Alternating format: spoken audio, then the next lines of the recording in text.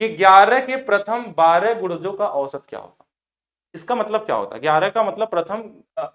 12 गुणजों का औसत का मतलब हो गया 11 का टेबल आपको पढ़ना है कितने बार, 12 बार, ऐसे मतलब कि पहले 11 है, फिर 22 है, फिर 33 है, और इस तरीके से कितने बार है, 12 टाइम्स है। तो इनका औसत निकालना है। तो क्या इस तरीके से लिखेंगे, नहीं, इस तरीके से लिखने की जरूरत नहीं पड़ती है, आप आंसर सीधा सीधा निकाल सकते हैं।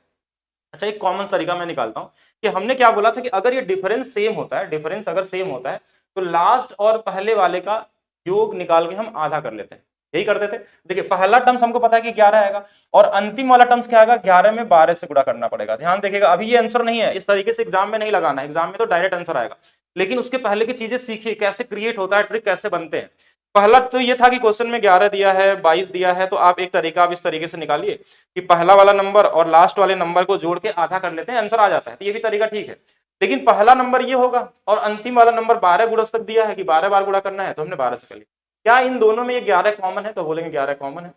यहाँ एक बचेगा, यहाँ 12 एक 13 हो जाएगा, और ये हमेशा किससे भाग देना है, 2 से ही भाग देना है। क्यों 2 से भाग देना है, कि अभी थोड़ा देर पहले मैंने एक कॉन्सेप्ट आपको सिखाया था, कौन सा वाला, ये वाला कॉन्सेप्ट कहाँ चला गया, कि अगर कोई नंबर सीरीज अगर गैप पे चलती है तो फर्स्ट और लास्ट बटे में 2 ही आता है लास्ट में, ठीक है। तो अब क्या हमको करना है, एग्जाम में क्या करेंगे, क्या हमको ऐसे करना चाहिए, इतना पूरा हम लिखें 11 11 गुणे 12 बटे में 2, ठीक है, ये भी इजी है, बन जाता है आंसर, लेकिन एग्जाम में हमको ना तो ये करना है। अब ये समझ गए ही कैसे होता है, अब एग्जाम में सिर्फ एक सिंगल लाइन लिखनी है कि अगर बोला है 11 का गुणज तो 11 लिख लीजिए, अगर 12 बोला है तो 12 गुना तक बोला है कि 12 गुना तक करना है तो 12 में 1 जोड़ लीजिए, 13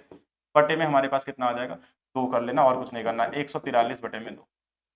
तो ये आ जाएगा 71 कॉमन सा क्वेश्चन, मतलब ये इतना ही सिंगल लाइन लिखना है। ये मेंटली भी हो सकता है, माइंड में भी कर सकते हैं, ना तो आपको इसको लिखने की जरूरत है, ना तो फार्मूला भी लगाना है, ना तो लास्ट और फर्स्ट का सम बटे 2 करना है, ये हमको पता होना चाहिए। लेकिन कि हाँ पहला और लास्ट का सम से ही ये निकला है फार्मूला, लेकिन उसका भी शॉर्टकट तरीका ये होगा कि अगर ये 12 गुणा दिया है, अगर सपोज करिए इस क्वेश्चन में अगर ऐसा दे देता आपको, इस 12 की जगह पे 13 दे देता है, अगर इस 12 की जगह पे क्या बोलता है कि 13 गुणजों का औसत, तो आंसर क्या होता है, 11 तो रहेगा ही रहेगा, 13 में 1 जोड़ लीजिए 14, और बटे में कितना आ जाएगा, 2 आ जाएगा, ये 7 बार में कट जाएगा, आंसर 77 आ जाएगा।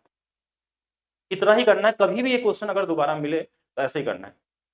हम ये नहीं बोलते आप लगा नहीं सकते, आप इसका गुणा करके भी लगाते, 11 प्लस 132 बटे में 2 तो भी आंसर आता, लेकिन इसमें गुणा करके जोड़ने में फिर टाइम क्यों बर्बाद करेंगे। हमेशा अगर ये 11 दिया है और ये 12 गुणज बोला है तो 14 से गुणा कर लीजिए, क्योंकि आएगा वही हमेशा, क्योंकि प्रोसेस यही है, 11 कॉमन लेंगे तो 1 जुड़ेगा इसमें, तो ये हमेशा गुणा होगा। अगर ये 15 गुणज बोल देता, अगर यहाँ पे कि 15 गुणज, अच्छा इतना ज्यादा बार मैं क्यों बता रहा हूँ इसको, क्योंकि बहुत ज्यादा बार पूछा गया आपके एग्जाम में, ठीक है, और कोई रीजन नहीं है कि इसको बार बार बताने का। तो कोई भी नंबर यहाँ देगा 15 गुणज देगा तो किसका गुणा करेंगे, अगर 11 का बोला गया तो 11 गुणे में 16 बटे में 2, आंसर कितना आ जाएगा, 88 आ जाएगा। कितना समय लगेगा, 2-3 सेकंड का समय लगेगा, इससे